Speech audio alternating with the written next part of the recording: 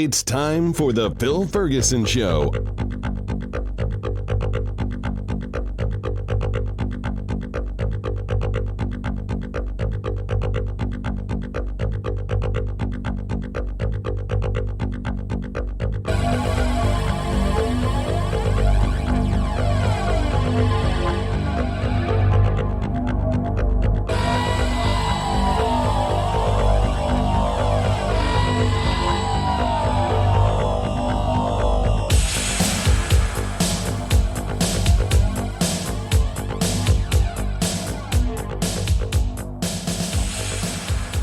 Well, hello there. This is Phil Ferguson, and you are listening to the cleverly titled The Phil Ferguson Show.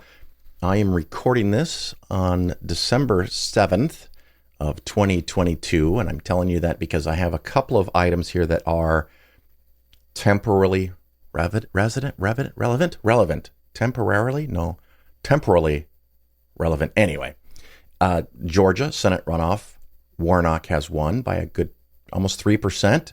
Very exciting there. So the U.S. Senate, instead of flipping to Republicans, is actually a little bit greater control of Democrats, having 52 to 48 votes, which means that even if two Democrats don't want to play along with whatever bill is being proposed, they could still have 50 votes and the vice president as the tiebreaker. So it was that Manchin and Sinema can no longer hold everything and anything. The downside for Republicans is that the United States House of Representatives has more Republicans than Democrats, so they can control and block a lot of things from that side, but they can't really get anything done, the Republicans, because the Senate is controlled by Democrats, so they may not vote for it. And of course, if anything passes out of the House and eventually gets to the president, as long as the president is a Democrat, they could choose to veto it. I recently talked to, I guess, a Trump fan, a Republican, and one of the new talking points on Fox News was it's a good thing that more Republicans won because the Democrats were just on their own voting and passing things without considering what Republicans want, and that's not democracy. And I almost exploded because that is how democracy works. When you win the election and you have more seats than the other party, you have the ability to pass bills without including them. That's one of the downsides of a two-party system. When one party is winning or has won, they can do what they want. Now, it'd be nice if they play along and invite people from the other party and they compromise and work together to get things passed, but generally speaking, that's not how it works. And I bet this person, and I bet a lot of Republicans that say things like this, have never ever once said, when Republicans were in charge of the House, the Senate, and the president, I doubt they ever once said, hey, we're not including the Democrats in what we're doing. I'm pretty sure that didn't happen. The other really big fun for me, I guess, Trump's companies, not Trump the human, I guess he's human himself, Donald Trump did not lose in this court case. His companies did 17 times, 17 convictions, 17 things. I don't have the list in front of me, and I don't want to bore you with all of it because you'll see it other places wherever you want to go. But the penalty that is imposed on these companies for 17 very, very serious convictions is, I think, 1.6 or 1.7 million. That's nothing. I'm offended. I mean, that may be what the law is. That's the amount that can be collected as a fee or a penalty. But I can pretty much guarantee you that the Trump organization and I think this is New York specific, the New York government each spent more in their attorneys and court costs and fees and research and time and lunches than $1.7 million. So it's not about the state collecting money. It's about an effort to right a wrong, to make it perfectly clear to anybody that can see, anybody that can open their fucking eyes or listen to something other than propaganda, Donald Trump and his organization is fraudulent. His organization has broken at least 17 laws. over the last 15 years. That was the time frame of the data that they were considering. It's ongoing now. And the only possible explanation that Donald could have, in my opinion, to say that he didn't know what was going on was to say that he is profoundly incompetent and has no idea what's actually going on inside of his businesses for the last 15 years. Maybe he'll take that tact, but since he knows better than the generals in Iraq, he knows better than everybody, he knows everything, and only he can solve it. I'm sure he's on record many, many times claiming that he knows and micromanages everything and he's in charge of everything. So for him to spin on a dime and say he has no idea what's going on seems not only unlikely, but comical.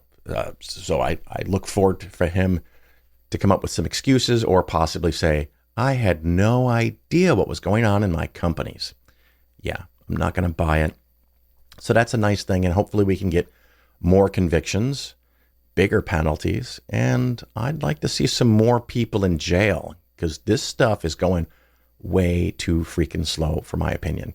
Let's see. Coming up in the show, we have church money. Someone got me not a profit and loss, but a budget and cash flow from a church. So we're going to talk about that. And we have an interview with Jack Wathey about his book on religion and a segment to kind of go with the church money on an ETF that does Bible-based investing. So we're all churched up in here today. We're going to talk about God. We're going to talk about church budgets. We're going to talk about ETFs where you can invest your money based on the Bible. That sounds dangerous as fuck to me, but let's find out what's going to happen. I also have a small update here on Schwab, and this is relevant for anyone that has TD Ameritrade accounts, whether they're being managed by me, Polaris Financial Planning, or not. The march, the progress, the movement forward of TD Ameritrade being encompassed into Schwab continues. I don't know words today. Maybe I didn't get enough sleep. I'll go have a coffee. Yeah, too late for that now. But so one of the things that TD Ameritrade is changing is they're going to tighten up a little bit on what you need to do to take money out. And honestly, reading this, I am perfectly happy that it says, and here I'm going to quote, we will no longer accept submissions via non-standard correspondence or handwritten instructions. I think that's an excellent idea. So this is one of those changes. I didn't know that was an option at TD Ameritrade, but going forward, there's going to be a form, which up till now was the only thing that I knew about, that you have to fill out, initial, sign, do whatever the form requires to set up a process to move money from your TD Ameritrade or future Schwab account to your bank, credit union, checking, savings account, whatever. You'll have to use a form, and that's good. That I think that's handwritten instructions. I didn't know that was an option. So they're just clarifying. It's just another thing on the progress of completing the merger of TD Ameritrade, the purchase of TD Ameritrade by Schwab. In case you didn't hear it in a few previous episodes, just real quick, they're going to do the official transition over Labor Day weekend. Holy shit. I always get this confused. I think Memorial Day is in the spring, Labor Day is in the fall. Whatever, it's the first weekend in September. That is when TD Ameritrade the website for TD Ameritrade and all the accounts will end and everything will start at Schwab. And I've also mentioned previously, because they did a really nice webinar on this, the joint team of TD Ameritrade and Schwab, they intend to, on June 1st, create a completely mirror universe, a clone universe, where all of the accounts will run in parallel at TD Ameritrade and at Schwab. You may or may not be able to see what's at Schwab. You may or may not get letters from Schwab. But the whole goal is, hopefully before June, to have the entire Schwab system able to handle everything that TD Ameritrade does. And by doing this in parallel process, they will allow themselves June, July, and August to let everything continue as it does currently in TD Ameritrade, and to also run in parallel at the same time at Schwab. And this is a way for them to trouble check or find any differences or find where a report doesn't get kicked out at Schwab when it should, but it does at TD Ameritrade. So this is all good. I'm confident that this is going to go pretty much 99% flawless. So I'm very happy with the communication that they've been giving us, and I'm very happy of the things that I can share with you of what are planned. The only thing that I think that might have a problem, and I have no reason to think that it will be a problem, but the only thing that I think that could be a problem that would directly affect you, because if you have to use a different form, well, fine, we just fill out the different form. But I want you to ponder over the next few months and over the summer, making sure that before September starts, that you have at least whatever you need for a month, maybe 2 months, in your local bank, just in case there's any problem with the scheduled distributions that you have. If you're getting $3,000 a month out of your IRA, if that is hitting your bank and you're dependent on that to be there in time to pay your bills, just don't put yourself in that position. Make sure that there's at least a month, maybe 2 months of cash on hand in case anything breaks. And if it breaks, it'll probably be a few days, maybe a week or two to fix it. But I don't want anyone to expect a check from TD Ameritrade Schwab on September 5th or September 8th or September 10th or September 15th.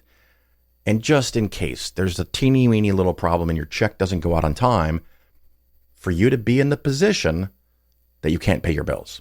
So just ponder that for anyone who's adding money or growing their assets or not adding money. This is irrelevant. It doesn't matter. And even for most people taking out money, because most people have some cash on hand. You don't have to have a fortune locally, but boy, a month or two or 3 of cash on hand might be nice. I don't really think that you need more than that if you're in retirement and your income is regular from your accounts and Social Security and other places. But for some people, maybe 5% of my clients, 5% of the listeners, this might apply to you.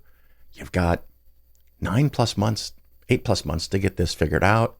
So just make sure you're prudent and have a little bit of money locally in case for a couple of days or a week you can't move money from Schwab in September. But like I said, that's probably not going to be a problem. But that's the only thing I can think of that would materially affect you and your life if you're running too tight of a ship over at your local bank. Anyway, so I'm going to wrap up with this, and we're going to take a quick break and go into the actual show.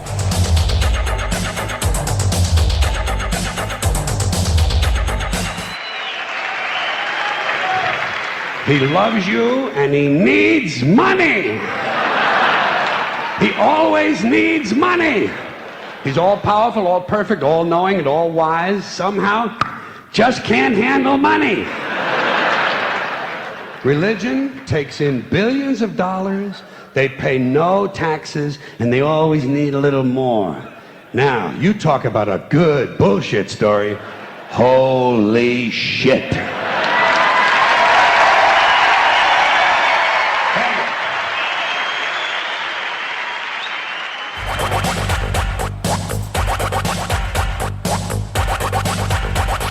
You're listening to The Bill Ferguson Show. This is one of my favorite segments that we haven't done in a while. My apologies. It's called Church Money. That's right. We have an actual document, 9 pages. And, oh, wait, let me see. I got to make sure I get this correctly. This is for a church in Michigan, and this is from Dale. So he or she will know who they are. Dale, thank you for the information. And I'm just going to kind of walk through this document and discuss church money and how much money this church has and where it goes, just for fun, because honestly, I think a lot of people have this expectation that if you give $100 or $1,000 or $1 million to a church, that the vast majority of that money goes to helping people in need. Now, many years ago, for complicated reasons, which I'm not going to bore you with now, but if you want to hear the story later, let me know and I can go over it. But I was involved with the church school board, and learned a lot about where money goes and or doesn't go inside of a church. So if you happen to be in a church, if you are compelled to go to a church to vote, which I don't think we should have this as a problem in America, but here we are. If they happen to have on the counter, on a table, on a rail, somewhere in a generally accepted public area, and of course anywhere near voting, pick up a copy of their budget or their balance sheet or their funds year to date and send it to me, and we can all learn together how good churches manage the money and where does it go. For now, let us look at this church. The first thing I have here is the balance sheet, general balance sheet, and they've got some money in checking and savings, and altogether they have about $25,800, $26,000. And then below that they have listed the liabilities, and then they have the total liabilities and equity being $1,000. Now, the reason I'm a little befuddled here is, generally speaking, in accounting terminology, assets equals liabilities plus equity. They have assets and they have liabilities, but they didn't list anything as equity. That's bad accounting, but whatever. It doesn't really matter. It's a church. Let's see here. This is the month's income and expenditures, and it has October 22, and then it has a column for year to date, January through October of 22. Very standard, mainstream, simple stuff here. And in income, interest and dividends, 18 cents. Use of building, $550. This is just for the month of October. I'm guessing they rented it out for a party or a wedding or something. That's fine. General pledges, almost 20 grand. Plate offering, $980. I'm guessing the money in the plate that was already pledged doesn't count. So this is unexpected, unpledged money, $980. And transfers in, I don't know where they're transferring from, but that's okay. So their income for the month is $34,000. Their income for the year is $238,471. So 240, call it 240. So this is not a big church by any stretch of the imagination. Now, let us look at some of the expenses they have listed here. And I'm not going to necessarily cover everything, but there's not a ton of categories. They have custodial salaries. I think that's like the maintenance cleanup crew, mopping the floors, changing the air filters, making sure the building is running correctly. That's almost $8,000 for the year. Maintenance supplies, $800. Utilities, I'm assuming that's electric, gas, water, $21,000. Utilities at the parsonage, which will be the utilities and expenses at the house for the minister / pastor / priest, whatever kind of church it is. Let's see here. Office postal expenses, $3,000.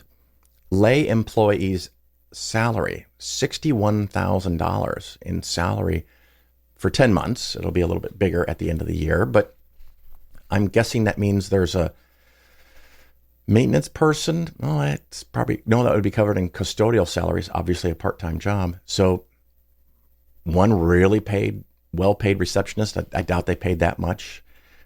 So this is probably two people getting $30,000, $35,000, $40,000 each in that ballpark that are not called employees. So they're lay employees. Finance, $250. Annual conference delegate, $2,000. Christian education, $3,000. What the fuck is that? I'm guessing that's some propaganda to help to keep the flock. Nursery worker, I don't know if that's because they run a nursery like plants, or it's probably kids. Yeah, probably kids. Youth fund, high priority here, $48. Ooh.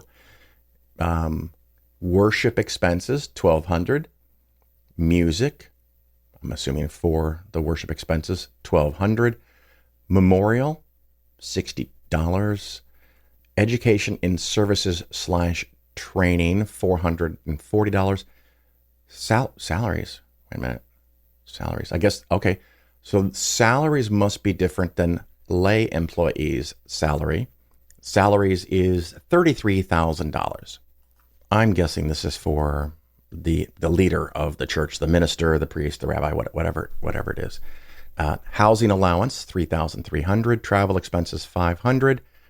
Pension contribution, that's nice, $4,000. Medicare, $1,000. Blue Cross Blue Shield, $17,000. I'm going to guess that is for the lay employees. Pension contributions, $10,000. Medical reimbursement, $2,700. Insurance doesn't specify which type of insurance, but it is $11,000. So general insurance on the building, the property, liability, umbrella, maybe errors and omissions kind of stuff. Trust, let's see, trust, operation, maintenance, and REP. Not sure what that is yet. So part of their budget went to funding some trusts, I'm guessing. This is $13,000. Apportionments, I had to look that up. I had a very crude guess. I don't know that I was that accurate, but apportionments here in this context on a church budget is probably the amount of money that this church kicks to, I don't know what to call it, the synod, regional department, the higher up structure of the church. Probably not, well, it might go straight to corporate and they kick the money down to regions and districts, but apportionments is $26,000 goes or has gone in 10 months to higher levels of the church. So all in total, they have spent general expenses is $239,000, and you may recall from a minute ago their revenue was $238,000. So they're short about $1,000. Not a real big deal. It could get fixed, particularly with Christmas giving, but the people in this church aren't getting rich quick. If you have 3 or 4 or 5 people sharing what's left over after utilities and expenses and apportionments and everything, the wages here are not high. And this is very normal for a common church. It's the really big mega churches where people are making hundreds of thousands or millions or several millions a year. And your average run-of-the-mill church, especially with a budget like $240,000 for 10 months, they got a lot of stuff to pay for. One thing I definitely did not notice, and I think I read aloud virtually every line of this, charity. Education, maybe, and that $400 there that they're helping educate people to be better Christians. But where is feeding the homeless? Where is providing housing for people in need? Where is the money going to support a school or a hospital? I got nothing. This is not the only page, so we're going to continue. Let's see here. Then we have, I can't read the name of the church. Budget, income, and expenses. So this is showing what the budget is for the whole year. They expect their whole year revenue to be $350 and the expenses. Oh, nice. Those match. That's nice. And I think it's the same categories. There might be 1 or 2 things here that are budgeted for but have not yet encountered an expense after 10 months. But I think it looks pretty complete. So I'm not going to go through all the details there. Let's see here. Balance sheet for restricted funds. They have assets. Let's see, restricted funds. I guess this is, stuff set aside for the organ repair, the new driveway, minister's car, pastor's car, whatever. Total restricted current assets, $212,000. Interesting. They have total assets, $212,000. And then below that, liabilities and equity, 0. Again, someone doesn't understand the basics of how to do a balance sheet. But I'm going to go on because that's not the main point here. Restricted fund, income, and expenses. This is year to date. And year to date, all of the restricted funds, and there's a bunch of them here, they have revenue of $93,000 and they've spent $89,000. So they're up a couple of thousand. Let's see here. What are some of the biggest ones? Bequest income, year to date is $5,000. Endowment income, $34,000. All right, so that's some nice money coming from endowment. I'm not going to mention that because I think it gives away the type of church that it is. Memorial income, $14,000. Oh, mission 15%. The revenue is $6,000 and the expenses year to date are $4,000. So I'm going to tentatively, kind of, sort of, give this credit as money that's leaving the church and might theoretically, in some regard, be doing something beneficial.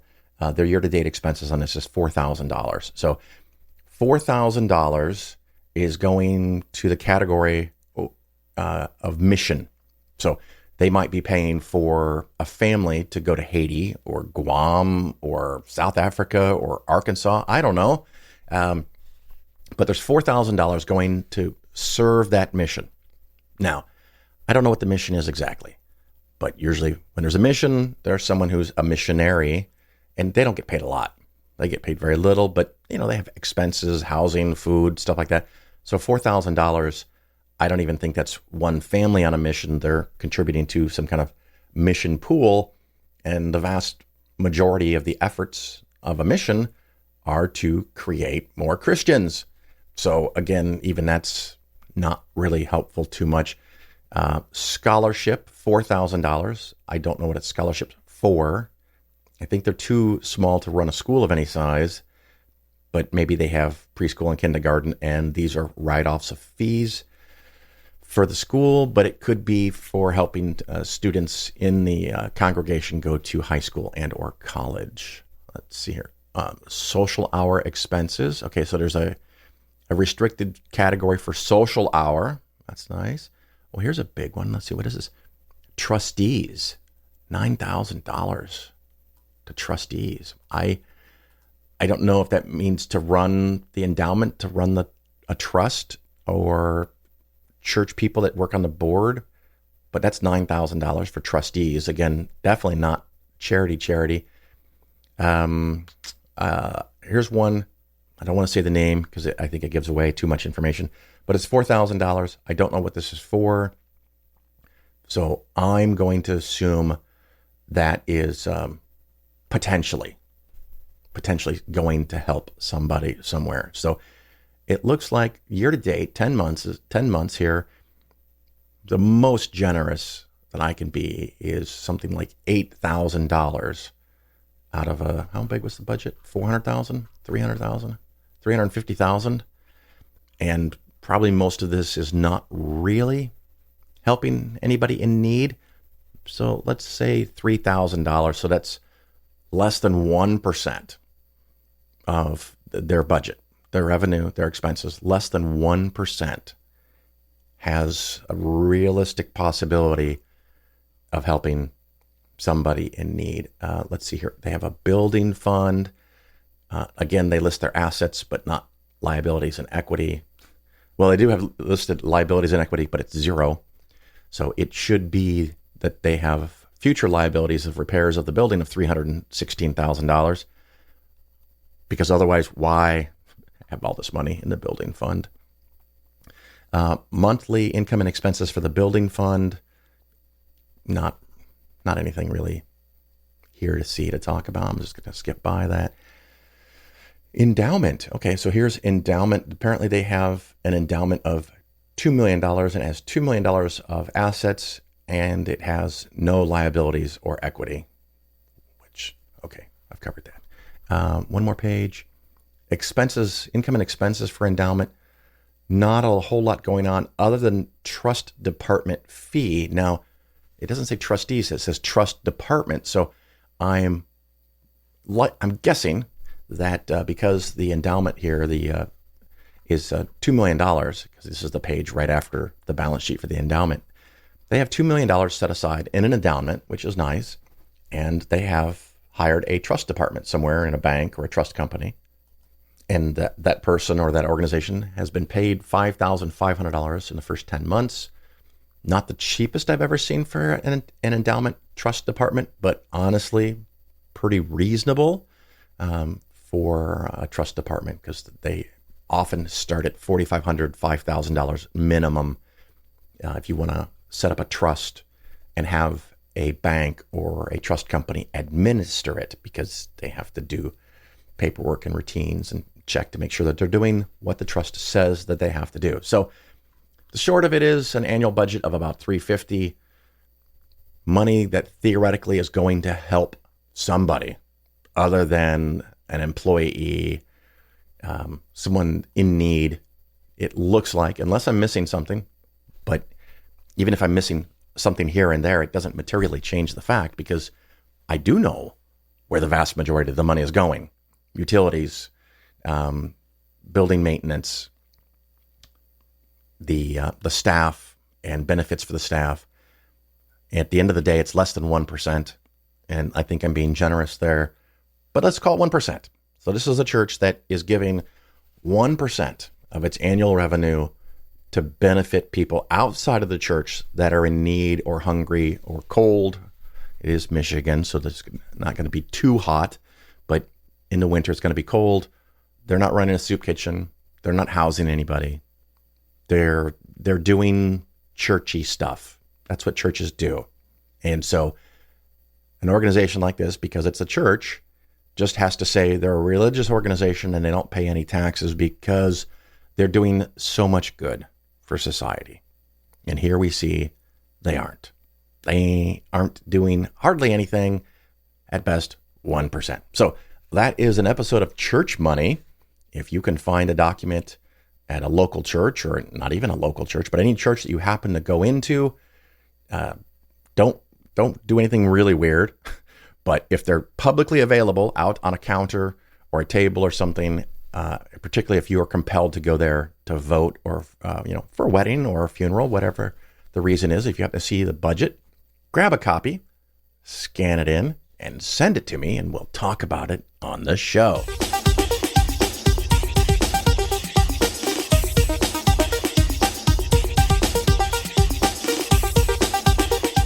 Things up like this.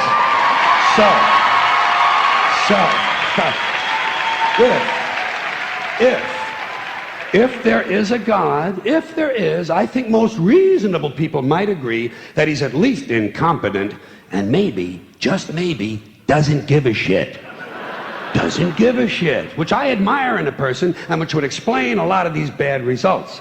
So rather than be just another mindless religious robot, mindlessly and aimlessly and blindly believing that all of this is in the hands of some spooky, incompetent father figure who doesn't give a shit, I decided to look around for something else to worship, something I could really count on. And immediately, I thought of the sun. Happened like that.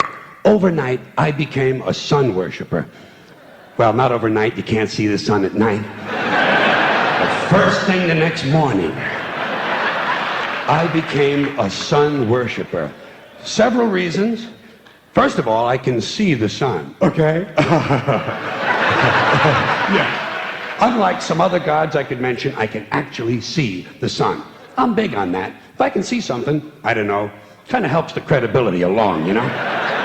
So every day I can see the sun as it gives me everything I need: heat, light, food, flowers in the park, reflections on the lake, an occasional skin cancer, but hey, at least there are no crucifixions, and we're not setting people on fire simply because they don't agree with us.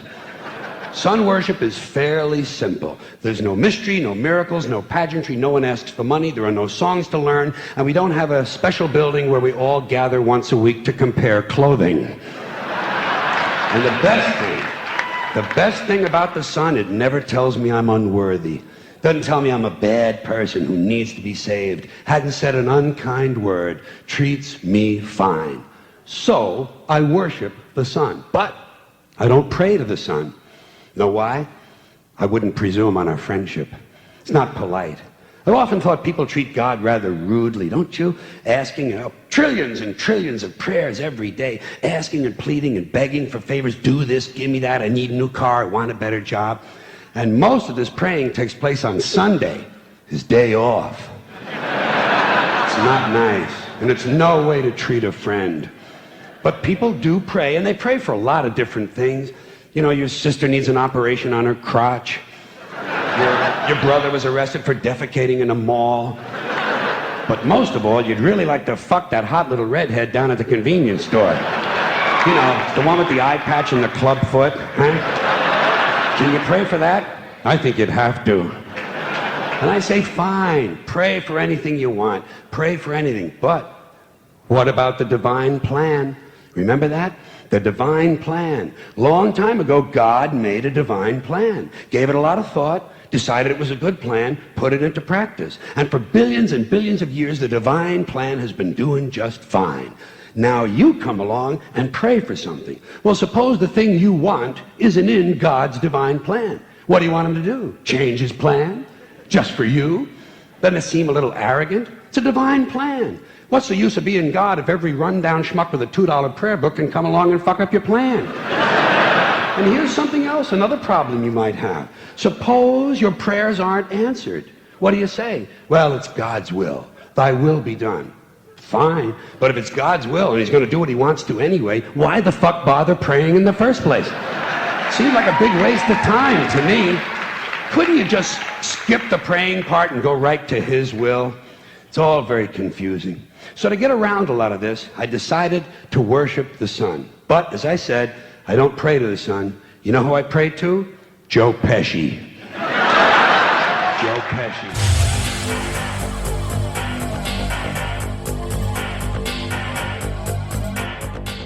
The Phil Ferguson Show is for educational and entertainment purposes only. Nothing said on the show should be interpreted as personalized investment advice. Investments should be based on your personal situation, and you, of course, should consult with your financial advisor or tax professional before taking any actions.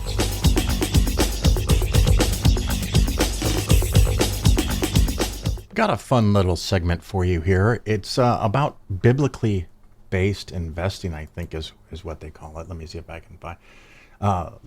Faith-based ETF provider. The company is Inspire ETFs.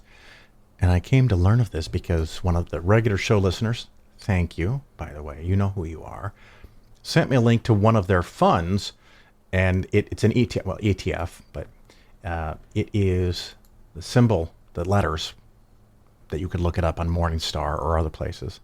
WWJD.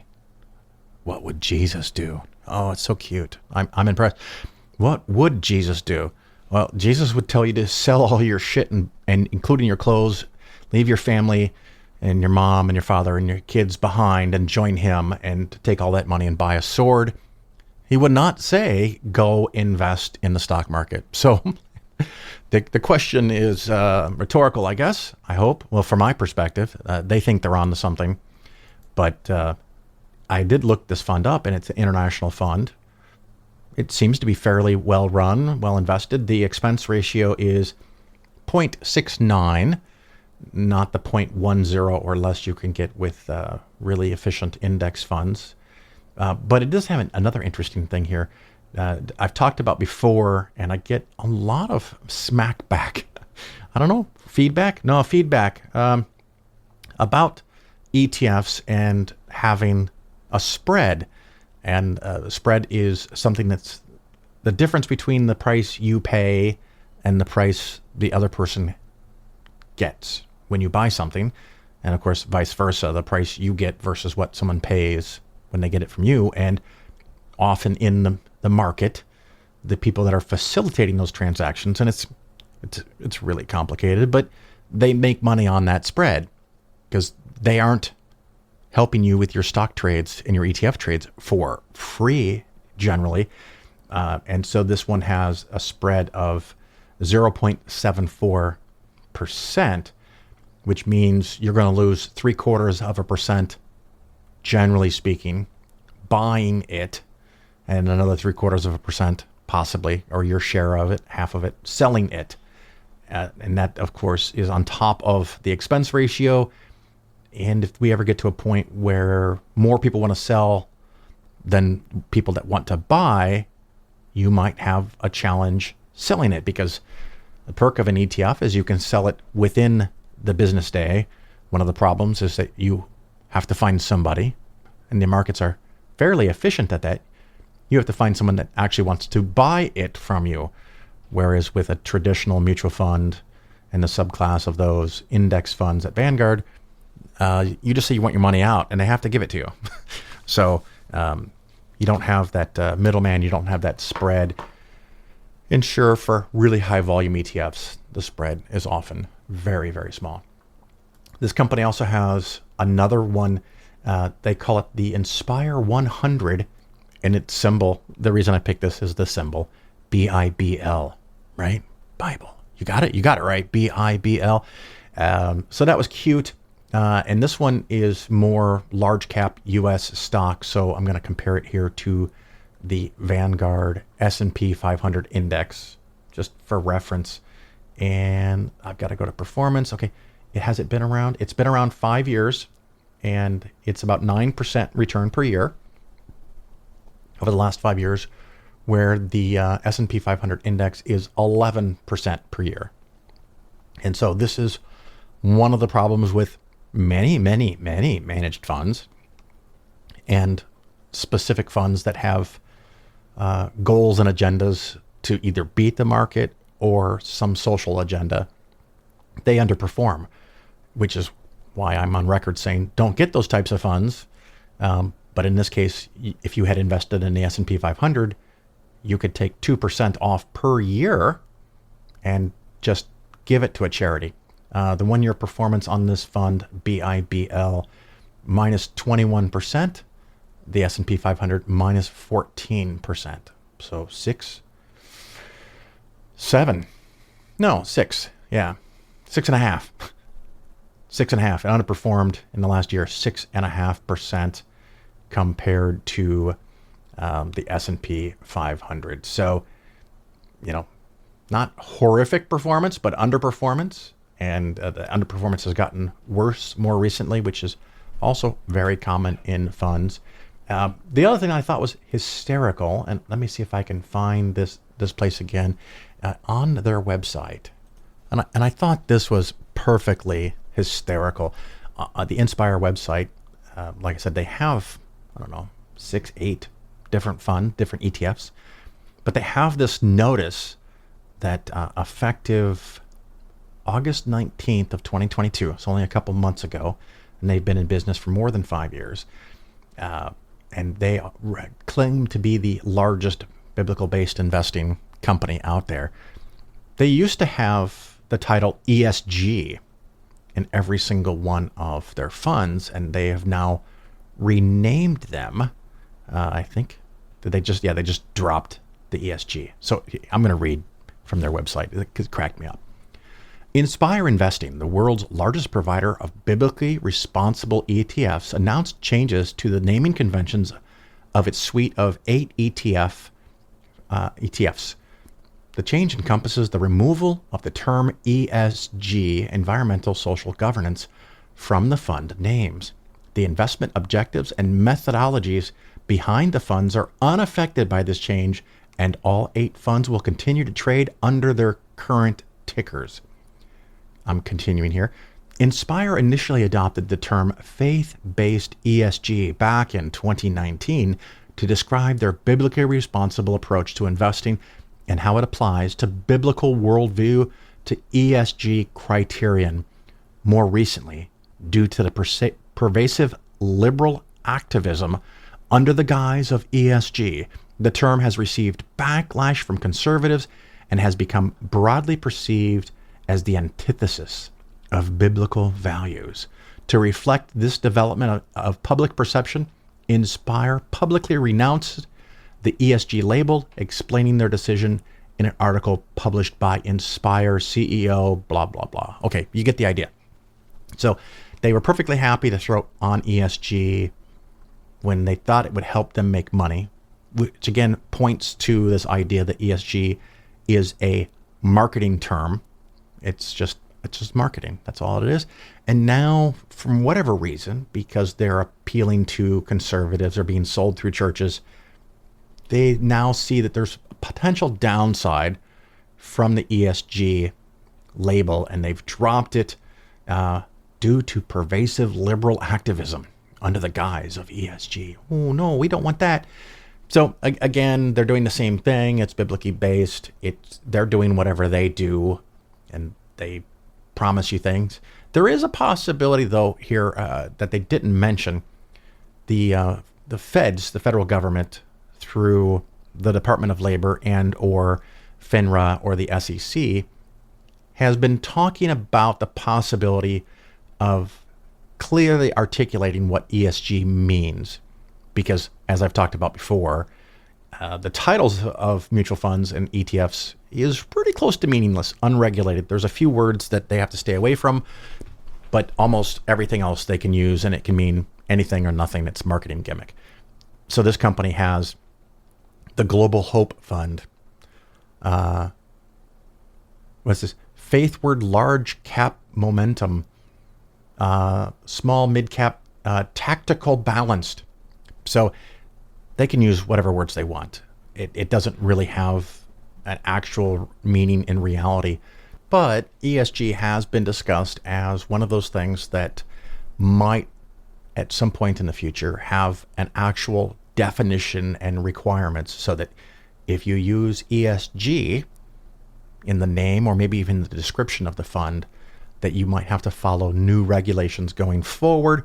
And this is a cute way for them to dodge that potential new regulation by just removing ESG from the names. And of course, they are clearly not trying to appeal to liberals, whatever that means from an investment standpoint.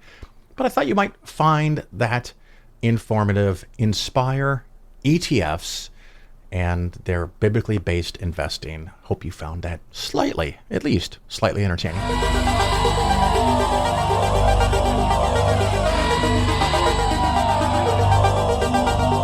The Phil Ferguson Show is for educational and entertainment purposes only.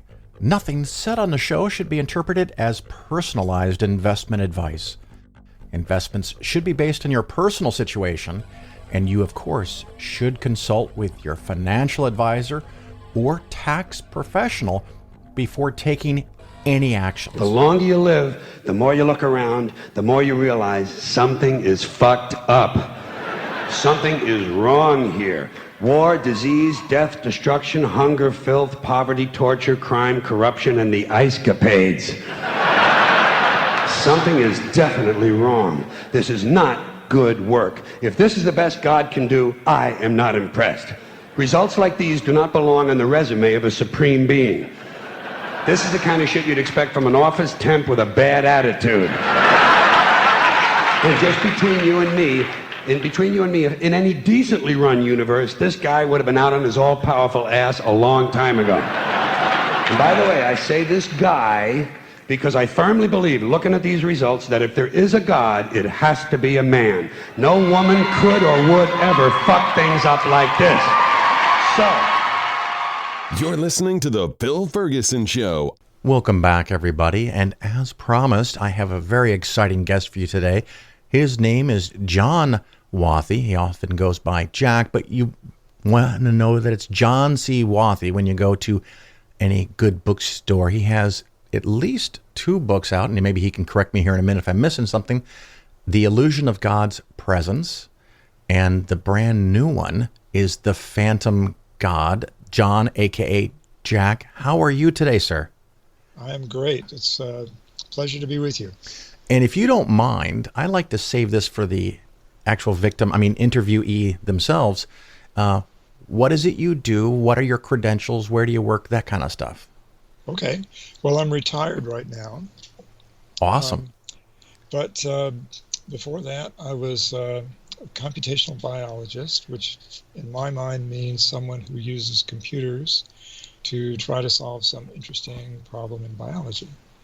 And the particular problem I was working on most of my career is something called the computational protein folding problem, which we don't need to talk about too much because it's kind of a complicated subject, but except to say that the problem has been solved by a group in England, not by me, but I got to work on it for a while, and I'm not with them, but sort of independently. It's a very fun, challenging puzzle. I had a great time working on it. Before that, I was a computational neuroscientist, and for a while an experimental neuroscientist. I got my PhD in neurosciences at UC San Diego, and the lab I worked in there was Ted Bullock's lab, and he is widely regarded as one of the founding fathers of a discipline called neuroethology. And we can get into that a little later in the talk. Sure. It's germane to the book we'll be talking about. But so those are sort of my credentials. I went as far in academia as being a postdoc at the Salk Institute, and I never went on to try to become a professor because by the time I was a postdoc, I realized I did not have the personality to be a professor. It's a very special kind of thing. It demands a lot of work, which is not a problem for me, really. I don't mind working hard, and I usually have worked long hours on the things I care about. But it also requires the ability to multitask. You have to do lots of different things as a professor. You have to teach, write grant proposals, go to conferences, write books. Yeah. There's a whole bunch of things, not to mention doing basic research. Well, I can confirm during my studies as an undergraduate and getting my master's in business that there are plenty of teachers who aren't qualified to be teachers that are teachers. So you shouldn't have let that hold you back, but hopefully you got to do what you wanted, more time on your interests. And before we get into the new book, just let's pump the old book a little bit. The illusion of God's presence. What is that all about? And just tell us, the listeners, why they should rush out and buy one. Okay. Well, if you talk to Christians, for example, or any religious person really, and try to argue with them about why they believe what they believe, usually the conversation will start out with things like, some kind of theological argument that, Jesus is the way to eternal life, and isn't eternal life a wonderful thing, or whatever. And you can go through these arguments and shoot them down with logic and reasoning. And after a time, you've shot down pretty much all of them. And as a last resort, the believer will typically say, okay, I get your points, but you can never convince me that God is not real because I have felt God's presence. I have personally experienced whatever, the Holy Spirit, Allah, whatever it is, in my life. I know God is real, and nothing can change my mind about that. And that kind of feeling is very commonly expressed when you talk to elite religious scientists, people, or read their works like Francis Collins' books. You see that that's one of the things they heavily rely on as their evidence for belief in God. So that's there's an argument, there's a rational argument against that, and it's a very simple one, which is you're only describing what's happening in your head. You're not describing any objective evidence that can be verified by any other person, which is true. Right. But that doesn't count for them. It doesn't persuade them, because they have this intense feeling of knowing that you just can't argue against. So where does this come from? That's that question. Where does this feeling come from? What is it? Is there any kind of natural explanation for that? That's what the illusion of God's presence was all about.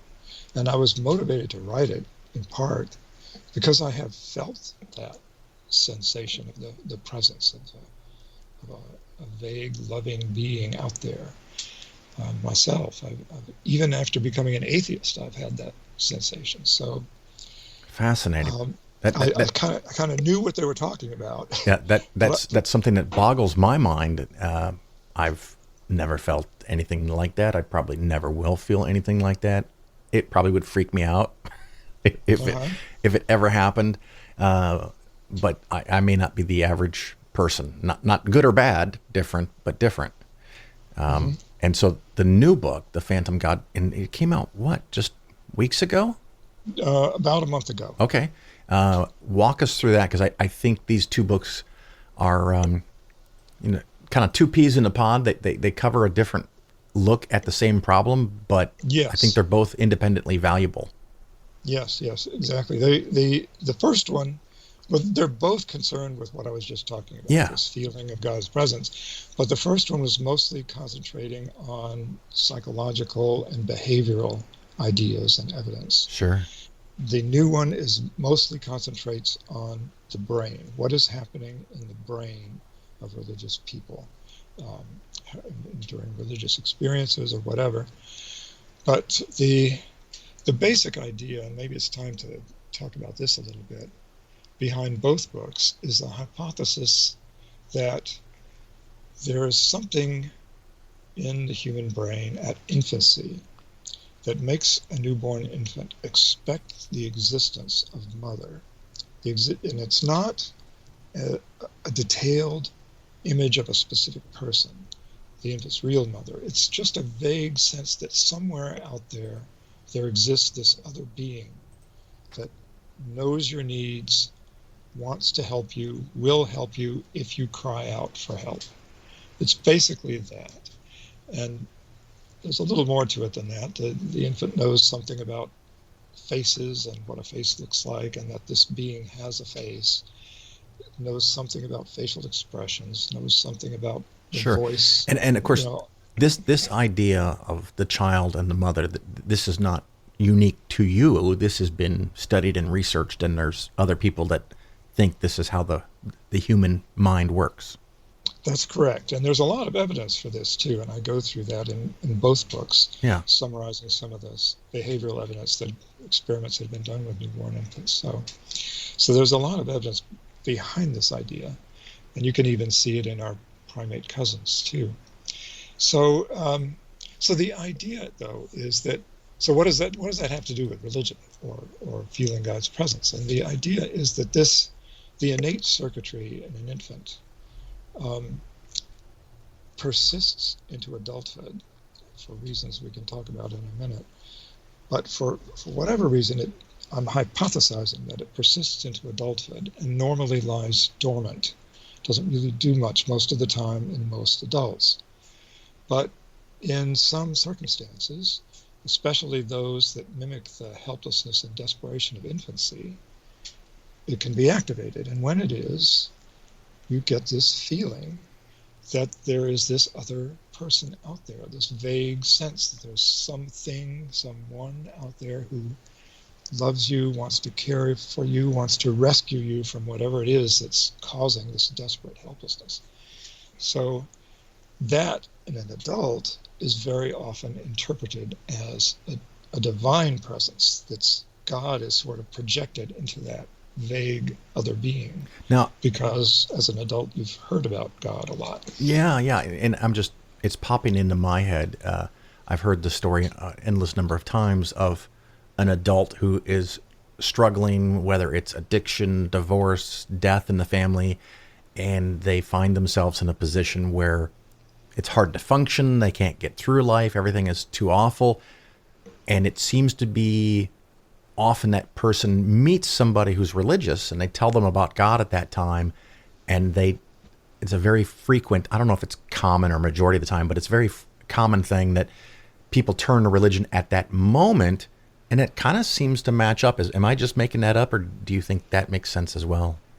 No, I do think that makes sense. I think when if you have some contact with a religious person at a time like that, it primes you for the kind of experience I was just describing. It makes it easier for the brain to do that. So yeah, that does make sense. Excellent. So the phantom God, you talk about that. You talk about actual phantom limbs, which I don't know, is that why it's the phantom God? I'm kind of leaning towards yes. Okay, good. And walk us through that and some of the experiments and what we have tentatively learned about phantom limbs or limbs we don't want. The idea there is that, well, first of all, the phantom limb is something that most of our listeners will have heard about. It's an illusion that happens in amputees after an arm or part of a leg or whatever has been amputated. The person will very often, this happens in the large majority of cases, like, I don't know, order of 80%, something like that. They will still feel that the missing hand or foot or whatever is still there. And it may be sort of cramped, or they may have trouble moving it, or it may be painful, or not necessarily so. It may feel almost normal to them that they can move the missing fingers, and it's an eerie thing that they can't shake. They know it's an illusion. They can look at their stump and see that there's no hand there, but they still feel the presence of the hand. And the reason for this is that the brain expects it to be there. Right. Our sense of embodiment is something that the brain constructs. And it's a sensation that's always there. Unlike, seeing a familiar friend's face, which you may see every day, but not all the time. The sensations from your hand are there all the time. Whether you're moving it, whether it's at rest, you'll feel temperature, you'll feel touch, you'll feel the position of your joints. You'll know whether your fist is clenched or not. And a lot of that is unconscious, but it's always there all the time. So your brain is so adapted to this, so focused on where your body is and what you're doing with it at all time. It's something fundamental to human consciousness. It's very difficult to just disconnect it. And so you have this illusion that your hand is there, and that's called the phantom limb. Now, what I have suggested in my books is that this circuitry that gives the infant the sensation of the existence of another being is also an illusion of embodiment. It's an illusion not of one's own body, but of the body of another person. And those two things, that the perception of what another person's body is doing and the perception of what your own body is doing, those two things are very tightly coupled in the brain. There's one part of the brain in particular called the temporoparietal junction, or TPJ, which is maybe an easier way to say it. I talk about that a lot in the book because that's one of the critical places where this phenomenon is taking place. And experiments that evoke interpretation of what another person's body is doing, as well as experiments that evoke interpretation of what your own body is doing, both of those activate the temporoparietal junction. So, and you just mentioned one of the things I wanted to get to, and I want to try to say it out loud to see if I understood well enough to be able to speak it. Given the right conditions, a person may genuinely feel inside of themselves that there is a person near to them, and it could be off to one side, at an angle, directly behind them, under them. That's what we're talking about here, where you perceive another entity. And how does that work? Yes, that again is something that happens mostly in this area we've just been talking about, the TPJ. Yeah. And it's, we are just highly social animals. We're one of the most social animals on Earth. That's why we have the civilization that we do, this great culture, why there are now 8 billion of us on Earth. And so our brains are adapted to that. We expect other people to be around us. We need to have other people around us, and we interact with them all the time in one way or another. Coworkers, at school, at home, with family, whatever it is we're doing, we're almost always near another person and doing something, interacting with them in some way. The brain is highly specialized for that. And if someone is near you but out of sight temporarily because you've turned your back on them, you still have a feeling that they are there, and you know about how far away they are. You know not to suddenly step backwards too much, or you might step on their toes. You have all of these mental models in your brain of physical space and where the other person is. So our brains want to do this. We're just tuned to do this, to have this sense of another person's presence. Yeah. And this part of the brain we've been talking about, the TPJ, if you stimulate this directly, if you put an electrode into the brain and stimulate it directly, which is something done by neurologists when they're preparing, for example, an epileptic patient for neurosurgery, they will go in and they'll explore the brain with electrodes, trying to find out where the focus is, what little part of the brain is triggering their epileptic seizures.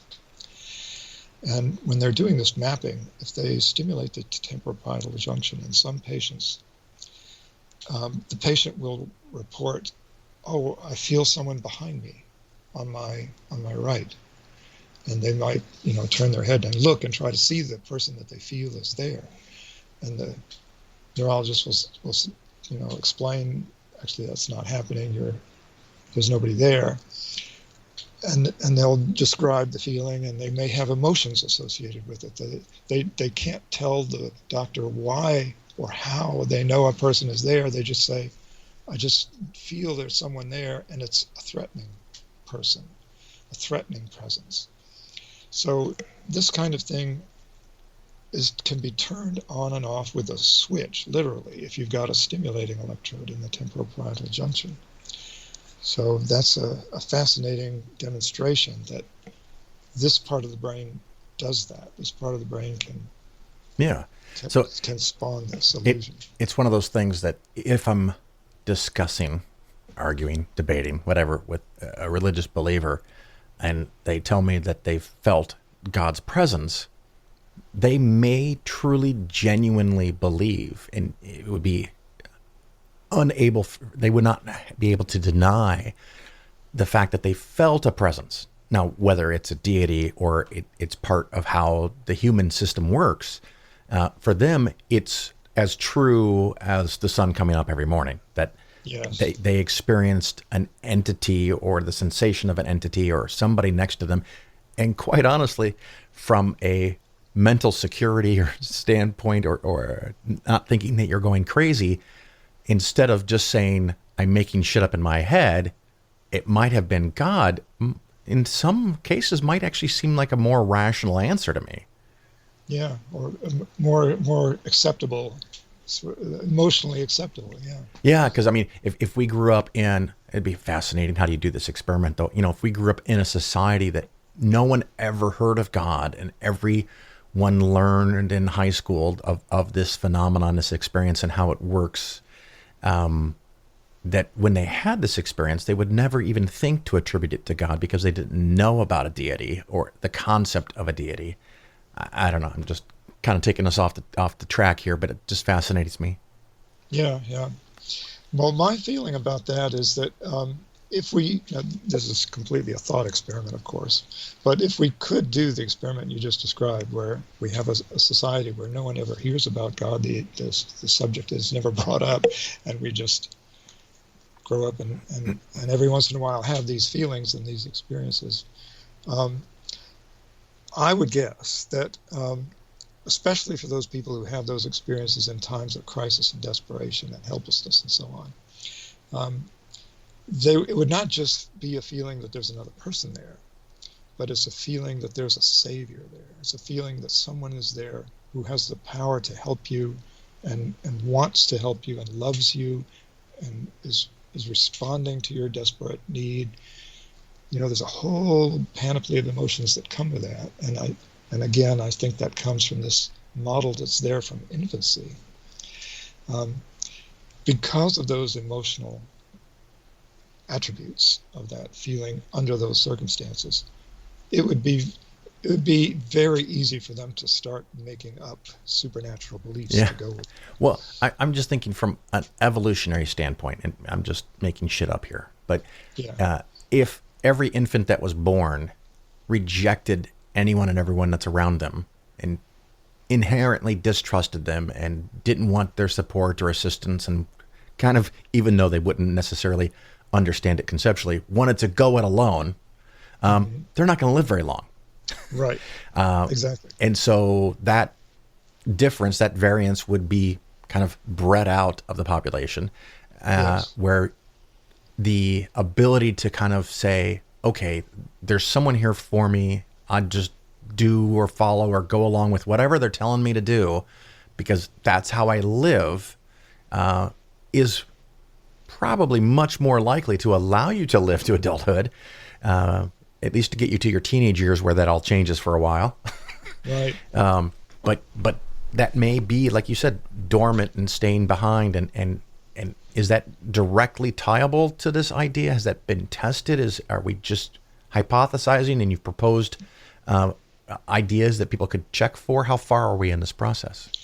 Well, what I would say is we know that there's some sort of there's some indirect evidence for it in humans. There's a lot of research has been done on what's called the attachment theory of religion, which is pioneered by Lee Kirkpatrick, a psychologist at College of William and Mary in Virginia. He started this research in the 1990s, and his idea was it has been noticed at least since the time of Freud that there's a lot of infantile imagery in religion. In Christianity, you must be born again. You must become an infant again to be saved, for example. And we speak of God, the Heavenly Father, and the Virgin Mary is the Mother of God, which is sort of like almost a maternal goddess in the minds of many Catholics. Plenty of religions have maternal goddesses. Hinduism has many.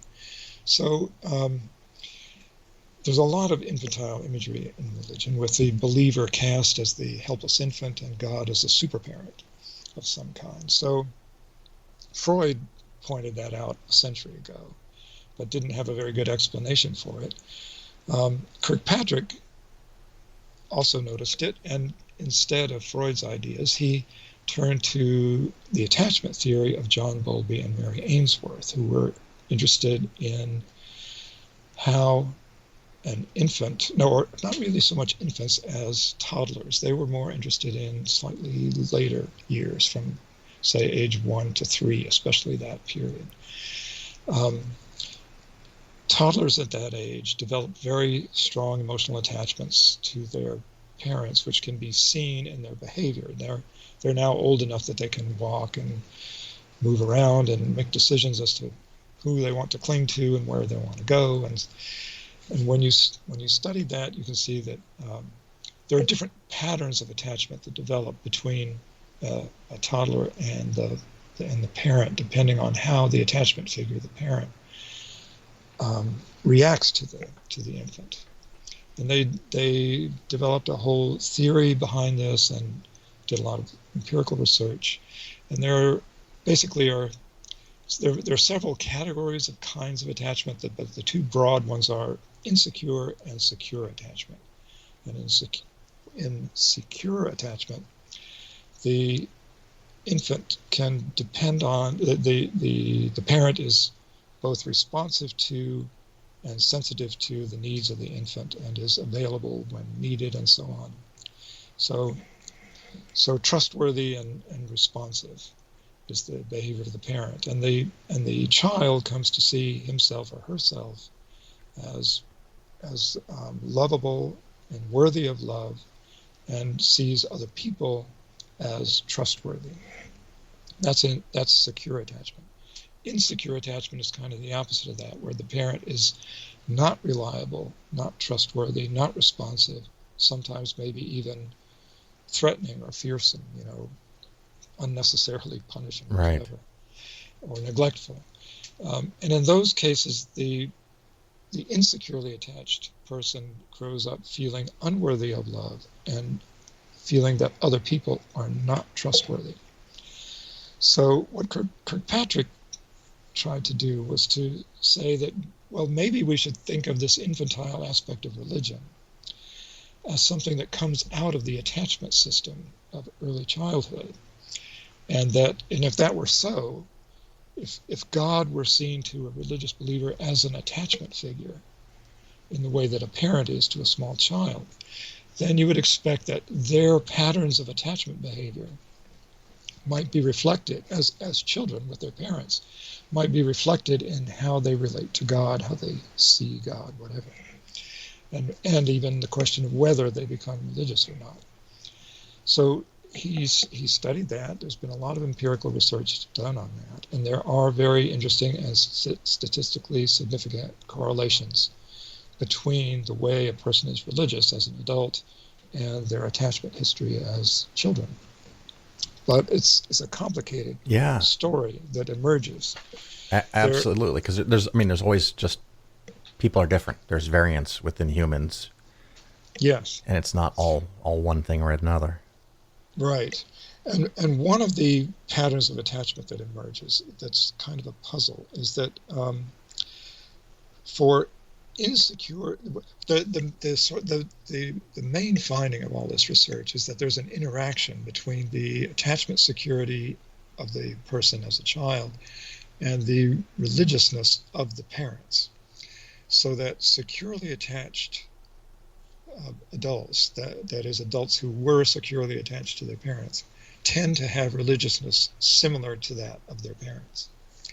Whereas the insecurely attached tend to have religiousness opposite to that of their parents. So if you were insecure, if you had insecure attachment to religious parents, you as an adult tend to be less religious or not religious.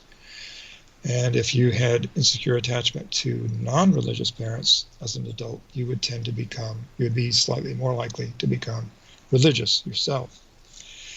That last group that I just mentioned, insecure attachment to non-religious parents, the fact that they do have a disproportionate likelihood to become religious as adults is a puzzle, though. It's a mystery because it doesn't quite fit with attachment theory. Yeah.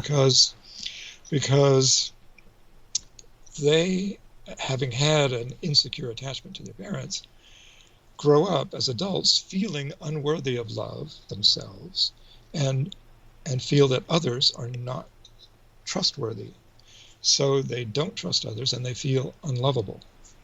So why would they turn to God? And that's another aspect of the way they become religious. They tend to become religious in a moment of sudden religious conversion, often in a time of crisis, the kind of thing we're talking about. Yeah. So why does this happen? Why would they even trust in God? Why would they trust in God any more than any other parental figure? Why would they feel that God could love them if they don't feel lovable? So this, I think, is a hole in attachment theory, which Kirkpatrick could never adequately explain. Yeah, well, maybe that's the only person that has the capacity to love them because they're unlovable. Well, what I argue is that is something along those lines, that they have something innate in them, that this innate, what I call the innate model of mother, that's in the brains from birth, that's sort of lying dormant there, tells everyone, even an insecurely attached person, that they are lovable and that there exists this other being that does love them and will save them and will rescue them and so on. It's a thing that biases infants and small children toward secure attachment. Yeah. And it's a thing that plugs this hole in attachment theory. This could be the dormant love mechanism that comes to life in these insecurely attached people who have non-religious parents who themselves become religious later in life. Absolutely. So that's kind of, you asked about evidence. That's one indirect piece of evidence for it. I like it. Before we get too long and I take up too much of your time, is there any particular subject or concept that we need to have in here before we wrap up? I guess the only other point I would make that I think is important for this second book especially, but for both of them, is that we have this feeling of in human history, or prior to the scientific age, humans had this tendency always, whenever there was some dramatic thing, important thing, frightening thing we didn't understand, we would project a supernatural explanation onto it. Like there's a thunderstorm, there's lightning flashing, thunder's crashing, the gods are angry. That's the God of the gaps. Yeah. And the God of the gaps has been shrinking ever since science started to fill those gaps with rational, scientific, empirical knowledge. But this feeling of God's presence is one place where the God of the gaps still lives, even for some elite religious scientists, even for some of the most brilliant scientists we have. They, without even being aware of it, are making a God of the gaps argument when they say that these feelings are their reason for believing in God. Yeah, What I try to do with my books is to say, we can now have an empirical scientific explanation for those feelings and push the God of the gaps even out of that gap. Absolutely. If someone wants to reach you to have you come speak or do an online presentation, is there a way that they can do that? Probably the best way is the contact page on my website. That's watheyresearch.com. And I'm always eager to do that. Excellent. Well, Jack, thank you so much for taking some of your time and talking to me and being a guest on the Phil Ferguson Show. It's been a pleasure.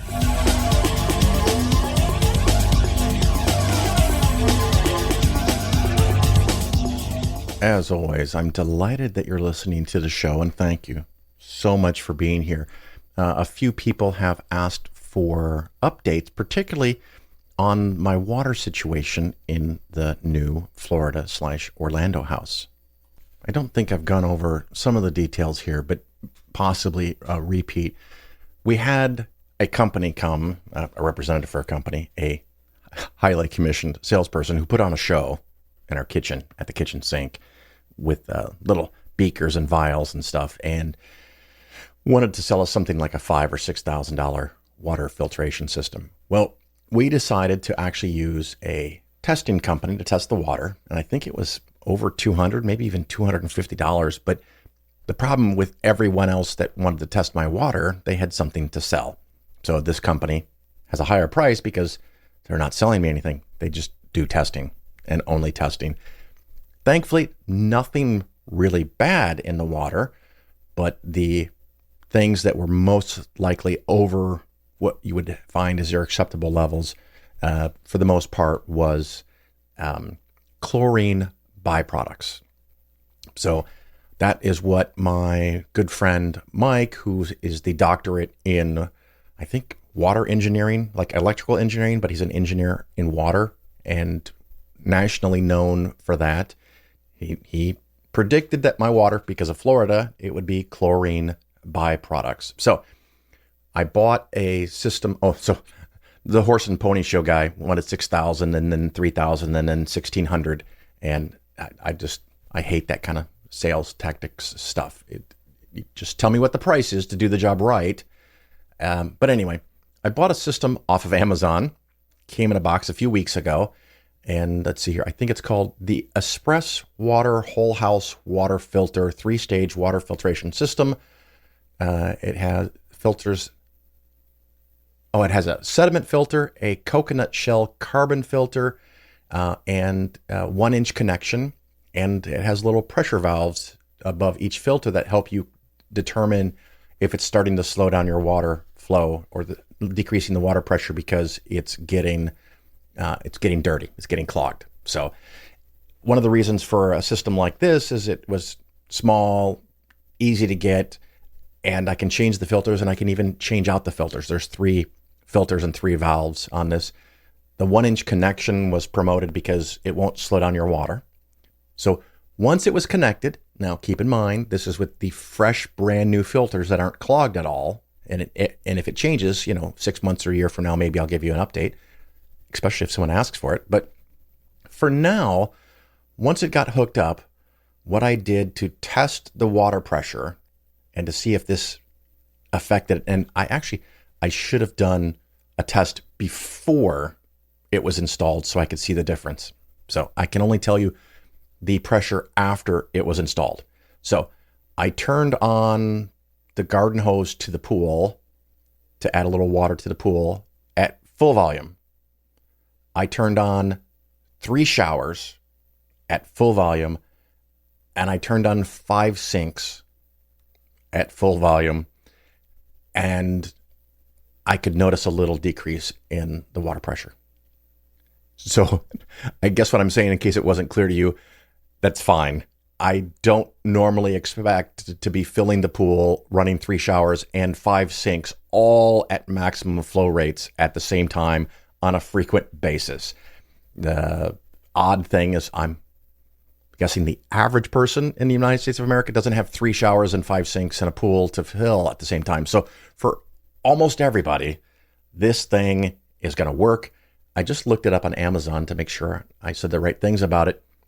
I think I paid like $410, $415. It's now $386. So I could have saved $24 by waiting. But the plumber was absolutely amazing. He was already at the house once before to do something, and he was able to put this in 2 hours. I don't think I could have done it over a weekend. I just don't have the practice and experience. And watching him work, it's one of those things you're like, you obviously know what the fuck you're doing, because he just went to it. It's got a bypass, everything hooked up, it doesn't leak. It still kind of freaks me out a little bit because it's outside. From the Midwest, you never have water exposed outside because it's going to freeze in the winter. We'll see. Hopefully it doesn't get below freezing, and if it does, theoretically, running a sink will help prevent the water from freezing in the pipes or in the filters outside of the house. But the result so far, it's only been in a couple days. Within a few hours of running some water, the cold water has no smell, has no bad taste in it.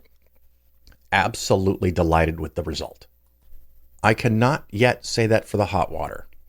And I'm optimistic because it has been, over the last couple days, becoming less noticeable, the smell of the water. But I think the complication is that, of course, the hot water has to go into the hot water heater. And I think we have a 50-gallon hot water heater. So as new fresh water comes in, it mixes in this 50-gallon tank, and then some of that water comes out to the shower. So I hopefully today or tomorrow, I'm going to hook up a hose to the hot water heater and flush it out some more. But over the last couple of days, I'm pretty confident that the smell has decreased, and I expect that to continue as it cycles through that water. But maybe I'll completely dump out the water heater tank and cycle it through some more. But hopefully by the next show, I'll even forget to mention it because it's going to be fine. But it was, like I said, a $400 system, 2 hours, whatever your local plumber rate is, $350, $400, $500 to get it put in, and it works great. Absolutely fantastic. I like it. The only downside compared to a really, really big giant thing that stands outside of your house is that these filters are rated for something like 50 or 100,000 gallons of water, where a really big system might be rated for 1 million gallons of water. Yeah, these are 100,000 gallon filters. And theoretically, they need to be replaced every 6 to 12 months. If I'm in Chicago for part of the year, or taking a vacation, or going or traveling somewhere, I'm optimistic at this point that they will last 12 to 24 months each. And the replacement filters are, well, let's see here. I'm on Amazon. Can I find the price? As low as $20. There is a fancier one that's $40. So let's say I'm out $30, $40 every year on a yearly basis to replace the filters and put fresh new filters in there. Way cheaper, in my opinion, than dropping $5 to $6 grand on a water filtration system. This doesn't do anything to reduce the hardness. The result for our hardness was, it's in grains, I guess is the word they use, a 15. And some places say that's very hard water. Other places look at it as if you've got to be kidding me, because that's nothing for hardness. The house is 5 years old, and we don't notice any real material problems with shower heads or faucets or anything like that. But it's a little on the hard side, but I'm kind of leaning towards agreeing with my friend again, the expert, the doctorate in this area, that 15 is not really a problem. And so we're not going to induce more salt because water softener trades out the calcium for salt. So you have much more salt in your water. So I don't know. I don't want to do that. But anyway, that's worked out really good. So that's going well. Other fun things that you never cared about, but here I am. It looks like the device on our pool that turns salt in the pool into chlorine, which makes it, they call it a saltwater pool, but it's not like salt water like the ocean salt water. It just means that they've dumped some salt in it, and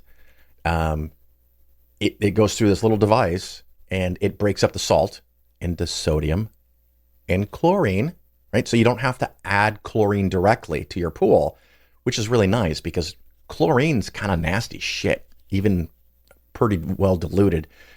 So you don't want to have more than necessary. It is getting near end of life, and according to the pool people, it's $800 to $1,000 to replace that. So that's a bummer. We also had our stove, the built-in stove in the wall. It doesn't hold the temperature correctly when cooking. So we had a repairman come out, and he looked at it and did some tests, and it's perfectly fine. And after he left, I tried to make a pizza, and it wouldn't get over, I think, like 230 degrees.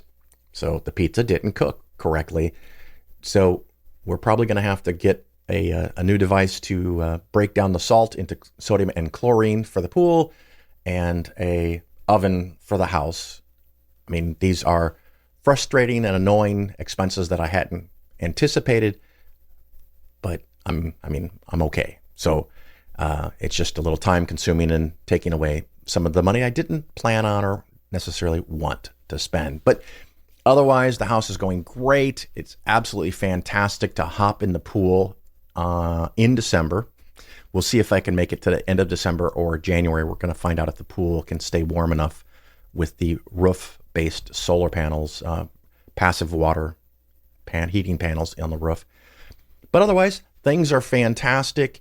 If you're going to be in the Orlando area on January 15th, I will be giving a presentation at the Central Florida Free Thought Community, CFFC, Central Florida Free Thought Community.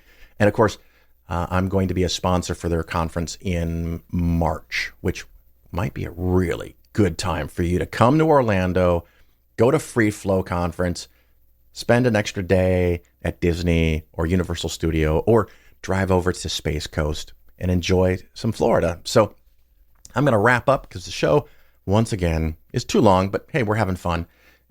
Thank you. Thank you so much for listening to The Phil Ferguson Show. Go leave a 5-star review somewhere. Share the show with a friend. It can be someone that needs to know a little bit about money or a little bit about politics or religion. Oh, one last thing I did want to say. I'm not going to mention their name because I don't have permission, but I recently had someone came up to me that said that they've been listening to my podcasts since 2014. 6 to 8 years ago, really long time.